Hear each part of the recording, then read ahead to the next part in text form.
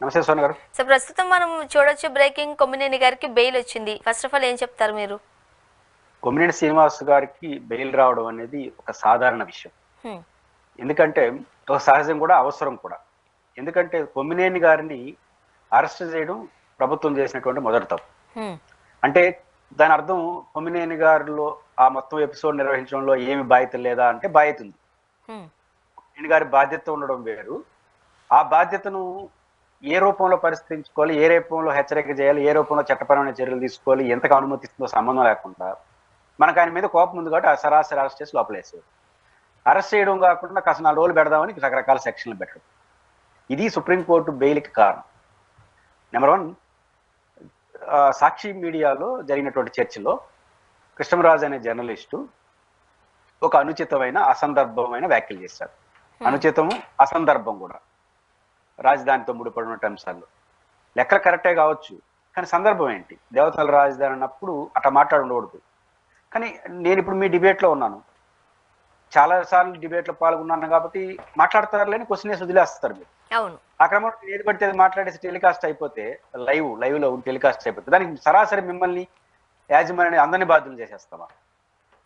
Basic గా అట్లే కొమ్మినేని గారి ఎపిసోడ్ లో కూడా ఒక అనుచితమైన అసందర్భమైన వ్యాఖ్యలు ఆయన చేశాడు. అంటే సార్ ఇక్కడ నేను సార్ ఇది చాలా ప్రీ ప్లాన్డ్ గా కావాలని ఈ వ్యాఖ్యల గురించి ముందే డిస్కస్ చేసుకుని మాట్లాడారు అని కూడా కొంతమంది చాలా గట్టిగా వాదిస్తున్నారు. ఇదంతా ప్రీ ప్లాన్ అంటారా? ఆ పాయింట్కి వద్దాం. హ్మ్. ఫస్ట్ పాయింట్, నేను లోపంగా చూసేది, నాకు కొమ్మినేని గారు చాలా బాగా తెలుసు. కృష్ణరాజు అయినా చాలా ఏళ్ళ పాటు డిబేట్లో పాల్గొన్నాడు. ఆయన డిబేట్లో మాలాగా మీలాగానే హ్మ్. ఆయన పాల్గొన్నప్పుడు ఏం మాట్లాడతారని తెలియదు. కాకపోతే ఒక లోపం నాకు కనపడింది ఏంటంటే, ఇది ఇమీడియట్ ఎఫెక్ట్ దాన్ని కట్ చేసి ఉండాలి. కట్ చేయడం మీన్స్ అలా మాట్లాడద్దండి, ఇది సందర్భం కాదు, టాపిక్ వేరు, మీరు మాట్లాడుతున్నది వేరు అని నివారించుంటే బాగుండేది. అది కొమ్మినేని గారిలో లోపంగా నేను చూస్తాను. ఆ లోపానికి సరాసరిత్వ లోపల జైలు పెట్టేయడం, ఆ లోపానికి ఎట్ట చూడాలి? మీరు అన్నట్టు ఒక క్వశ్చన్ ఉత్పన్నం అవుతుంది.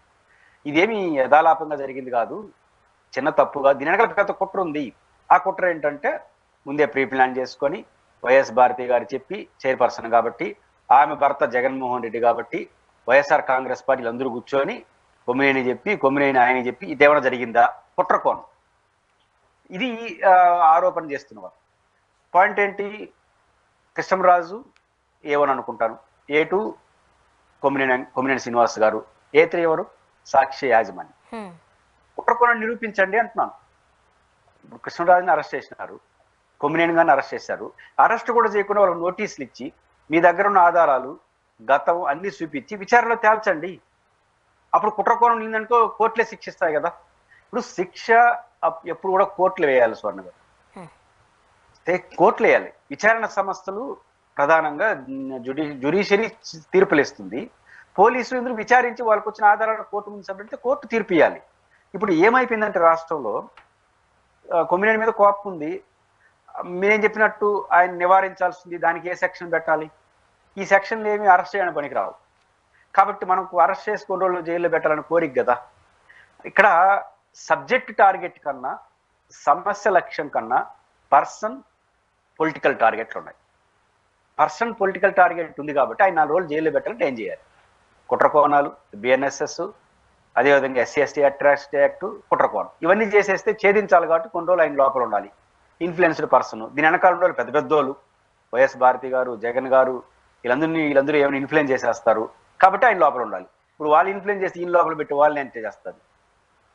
ఏం సాధిస్తారు? కాబట్టి విచారించి తేల్చాల్సిన కేసుని అంటే నోటీసులు ఇవ్వడము, లేకపోతే మహా అంటే విచారణకు పిలవడము, లేకపోతే మీరే వెళ్ళి విచారించడము, విచారణలో తేల్చుకోవాల్సిన విచారణని జైలుకు పంపించడం ద్వారా కోర్టు అభ్యంతరం చెప్పింది. మీరు విచారణ నోటీస్ ఇచ్చుంటే కోర్టు ఏం అభ్యంతరం చెప్పండి, విచారించుకోండి అని ఉంటుంది. కానీ ఎప్పుడైతే అరెస్ట్ చేశారో, అరెస్ట్ లక్ష్యం 4 రోజులు జైల్లో పెట్టాలి. SC/ST అట్రాసిటీ కేసుకి ఏం సంబంధం? ఫస్ట్ ఆఫ్ ఆల్ ఆ వ్యాఖ్యలకి ఆయనకు సంబంధం లేదు, మహా అంటే నివారించుండాలి. ఇప్పుడు SC/ST ఆడ మహిళలు ఉద్దేశించి వ్యాఖ్యలు కదా, ఆడ SC/STలు ఉన్నారు. మహిళలు SC/STలే కాదు, రెడ్లు ఉన్నారు, నాయుళ్ళు ఉన్నారు, మీరు చెప్పిన ప్రకారం అన్ని కులాలు ఉన్నారు. మరి వాళ్ళెందుకు కేసు పెట్టారో లేదు నాకు తెలియదు. అంటే అర్థం ఏంటి? SC/ST అట్రాసిటీ పెడితే 4 రోజులు లోపల ఉండొచ్చు, BNSS పెట్టి కుట్రకోణం చేస్తే 4 రోజులు లోపల ఉండొచ్చు. టార్గెట్ కొన్ని రోజులు పెడదామనే తప్ప నేరం వైపు వెళ్ళలేదు. అందుకని కోర్టు జోక్యం చేసుకుంది. ఇది ఏమవుతుందంటే స్వర్ణ గారు, బేసిక్గా మీరు జర్నలిస్ట్గా ఇట్లాంటి 2 ఘటనలు, ఒకటి కొమ్మినేని అరెస్టు, సాక్షి కార్యాలయాల పైన తెలుగుదేశం పార్టీ వాళ్ళపై ధర్నా చేయడం, ఇవన్నీ ప్రెస్ ఫ్రీడమ్ ఆఫ్ ఎక్స్ప్రెషన్ కానీ మీరు స్వేచ్ఛగా స్వతంత్రంగా నిర్భయంగా మీ డ్యూటీలు చేయడానికి ఆటంకం అయిపోతాయి ఈ 2 పరిణామం. అందువల్ల సుప్రీంకోర్టు జోక్యం చేసుకుంది, సీరియస్ గా వ్యతిరేకించి. ఇప్పుడు మేము కన్నా నవ్వుతాము అని అన్నది ఒక తీర్పులో, ఆ మాట్లాడుతూ మాట నవ్వాడు అనేసి. ఇక్కడ పాయింట్ ఏంటంటే నవ్వుతే అరెస్ట్ చేస్తారా, మేము కన్నా నవ్వుతాం అన్నారు తీర్పులు ఇచ్చేటప్పుడు.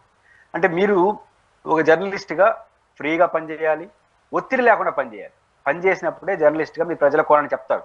నేను ఈ వ్యాఖ్య చేస్తే ఏమవుతుందో, ఈ డిబేట్ లో పాల్గొనైనా ఏ వ్యాఖ్యలు చేస్తాడో, ఇవన్నీ చెప్పుకుంటా, ఇవన్నీ జాగ్రత్తలు తీసుకుంటే డిబేట్ నడవదు. ఇప్పుడు నాకు ఒక పలానా టాపిక్ అండి మీరు మాట్లాడాలంటే నేను స్వేచ్ఛగా మాట్లాడతాను, మీరు స్వేచ్ఛగా ఇంటర్వ్యూ చేస్తారు. అట్ట కాకుండా మీరు ఈ వ్యాఖ్యలు చేసేటప్పుడు మీరు నవ్వకూడదు, మీరు సీరియస్ గా చూడకూడదు, ఇవన్నీ షరతులు పెడితే ఇంకా అయిపోయినట్టు డిబేట్ చేసేది ఏమీ లేదు. ఇంకా డిబేట్ ఏమో సారంగా వస్తుంది. కాబట్టి ఫ్రీగా రావాలి. ఆ క్రమంలో ఎవరైనా తప్పు చేస్తే, అభ్యంతరకర భాష వాడిస్తే మీరు కట్ చేస్తారు. ఇంకా సమాజాన్ని పొల్యూట్ చేసేటువంటి నా పైన చట్టపరంగా చర్యలు తీసుకోవాలి, కేసు పెట్టాలి. సరాసరి లోపల వేస్తారంటే మీరేమి యాంకరింగ్ చేయగలరు, నేనేం అనలైజ్ చేయగలరు. ఇప్పుడు మనం మీరు జర్నలిస్ట్ గా ఒక అనలిస్ట్ గా మనం ఏమేమి పని చేయకపోతే ప్రజల సమస్యలు ఎట్ట సమాజం ముందుకు వస్తాయి. అందువలనే ఆందోళన. ఇంకా సాక్షి మీద పోయినారు, ఇంకా నా కోపం ఉంది కాబట్టి పోవడమేనా? ఇప్పుడు మన ఛానల్లో మనం డిబేట్లు చేస్తుంటాం, నాకు నచ్చదు మీ డిబేటు, ఇంకా 10 మంది నేర్చుకొని మీ ఛానల్ మీద వచ్చి గొడవ చేయడం. ఇంకా మీరేం పని చేస్తారు, డిపార్ట్మెంట్ ఏం పని చేస్తారు? అంటే ఈ 2 చర్యల పట్ల సుప్రీంకోర్టు ఆగ్రహం వ్యక్తం చేసింది. ప్రభుత్వం ఇప్పటికైనా ప్రభుత్వం కేసును కేసుగా చూడండి, నేరాన్ని నేరంగా చూడండి, దానికి శిక్షలు ఏంటో, దానికి సెక్షన్లు ఏంటో, దానికి రూపం ఏంటో ఆ వైపు వెళ్ళండి. మా కోపం ఉంది కాబట్టి మేము రెడ్ బుక్